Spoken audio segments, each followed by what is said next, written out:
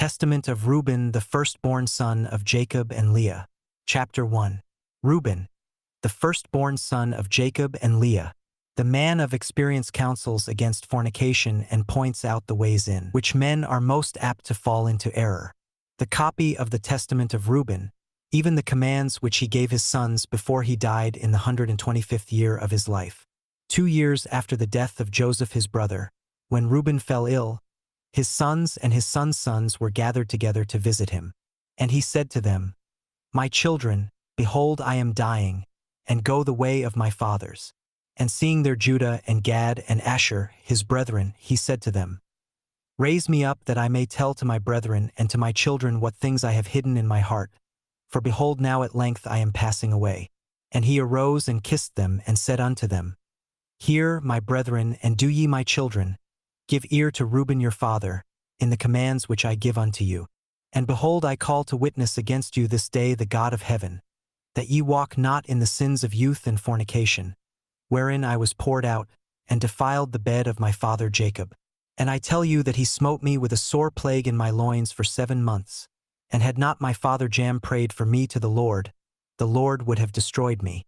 For I was 30 years old when I wrought the evil thing before the Lord, and for 7 months I was sick unto death. And after this I repented with set purpose of my soul for 7 years before the Lord. And wine and strong drink I drank not, and flesh entered not into my mouth, and I ate no pleasant food. But I mourned over my sin, for it was great, such as had not been in Israel. And now hear me, my children, what things I saw concerning the 7 spirits of deceit, when I repented. 7 spirits therefore are appointed against man, and they are the leaders in the works of youth. And 7 other spirits are given to him at his creation, that through them should be done every work of man. The first is the spirit of life, with which the constitution of man is created. The second is the sense of sight, with which ariseth desire. The third is the sense of hearing, with which cometh teaching. The fourth is the sense of smell, with which tastes are given to draw air and breath. The fifth is the power of speech, with which cometh knowledge. The sixth is the sense of taste, with which cometh the eating of meats and drinks, and by its strength is produced, for in food is the foundation of strength. The seventh is the power of procreation and sexual intercourse, with which through love of pleasure sins enter in. Wherefore it is the last in order of creation, and the first in that of youth, because it is filled with ignorance, and leadeth the youth as a blind man to a pit, and as a beast to a precipice. Besides all these there is an 8th spirit of sleep, with which is brought about the trance of nature and the of death.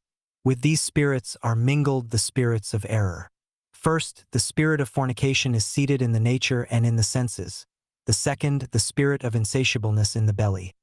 The third, the spirit of fighting in the liver and gall. The fourth is the spirit of obsequiousness and chicanery, that through officious attention one may be fair in seeming.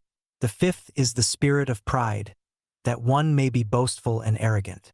The sixth is the spirit of lying, in perdition and jealousy to practice deceits, and concealments from kindred and friends. The seventh is the spirit of injustice, with which are thefts and acts of rapacity, that a man may fulfill the desire of his heart. For injustice worketh together with the other spirits by the taking of gifts. And with all these the spirit of sleep is joined, which is that of error and fantasy. And so perisheth every young man, darkening his mind from the truth, and not understanding the law of God, nor obeying the admonitions of his fathers, as befell me also in my youth. And now, my children, love the truth, and it will preserve you. Hear ye the words of Reuben your father. Pay no heed to the face of a woman, nor associate with another man's wife, nor meddle with affairs of womankind. For had I not seen Bilhah bathing in a covered place, I had not fallen into this great iniquity. For my mind, taking in the thought of the woman's nakedness, suffered me not to sleep until I had wrought the abominable thing. For while Jacob our father had gone to Isaac his father, when we were in Eder, near to Ephrath in Bethlehem, Bilhah became drunk and was asleep uncovered in her chamber. Having therefore gone in and beheld her nakedness, I wrought the impiety without her perceiving it, and leaving her sleeping departed. And forthwith an angel of God revealed to my father concerning my impiety, And he came and mourned over me, and touched her no more. Chapter 2. Reuben continues with his experiences and his good advice. Pay no heed, therefore, my children, to the beauty of women, nor set your mind on their affairs. But walk in singleness of heart in the fear of the Lord, and expend labor on good works, and on study and on your flocks, until the Lord give you a wife, whom he will, that ye suffer not as I did. For until my father's death I had not boldness to look in his face, or to speak to any of my brethren, because of the reproach. Even until now my conscience causeth me anguish on account of my impiety. And yet my father comforted me much, and prayed for me unto the Lord, that the anger of the Lord might pass from me, even as the Lord showed. And thenceforth until now I have been on my guard and sinned not. Therefore, my children, I say unto you, observe all things whatsoever I command you, and ye shall not sin. For a pit unto the soul is the sin of fornication, separating it from God, and bringing it near to idols, because it deceiveth the mind and understanding, and letteth down young men into Hades before their time. For many hath fornication destroyed. Because, though a man be old or noble or rich or poor, he bringeth reproach upon himself with the sons of men and derision with Beliar. For ye heard regarding Joseph how he guarded himself from a woman, and purged his thoughts from all fornication, and found favor in the sight of God and men. For the Egyptian woman did many things unto him, and summoned magicians, and offered him love potions, but the purpose of his soul admitted no evil desire. Therefore the God of your fathers delivered him from every evil and hidden death. For if fornication overcomes not your mind, neither can Beliar overcome you.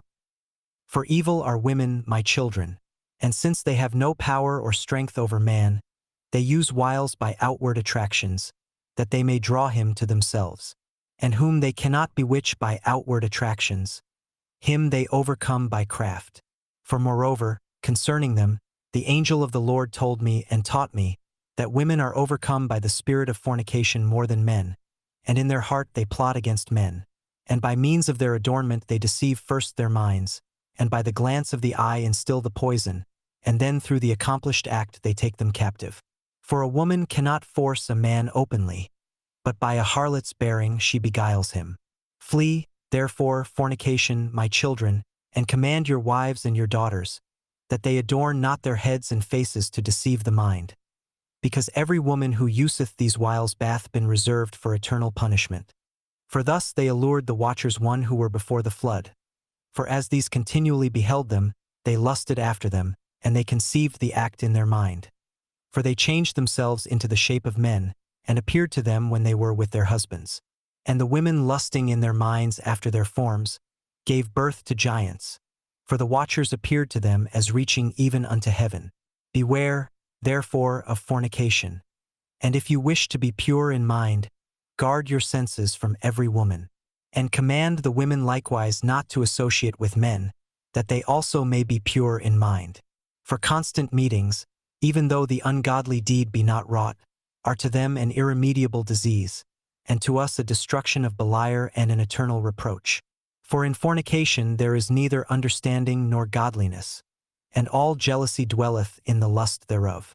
Therefore then I say unto you, ye will be jealous against the sons of Levi, and will seek to be exalted over them.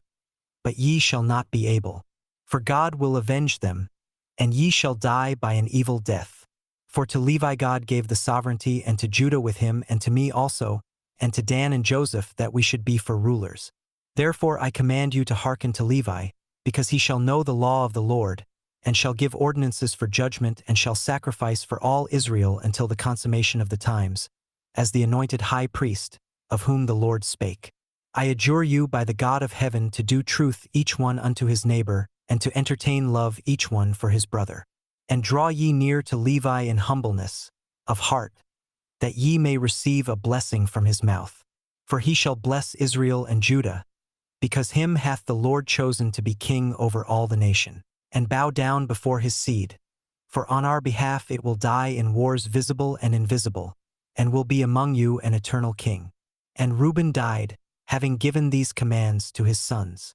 And they placed him in a coffin until they carried him up from Egypt, and buried him in Hebron in the cave where his father was.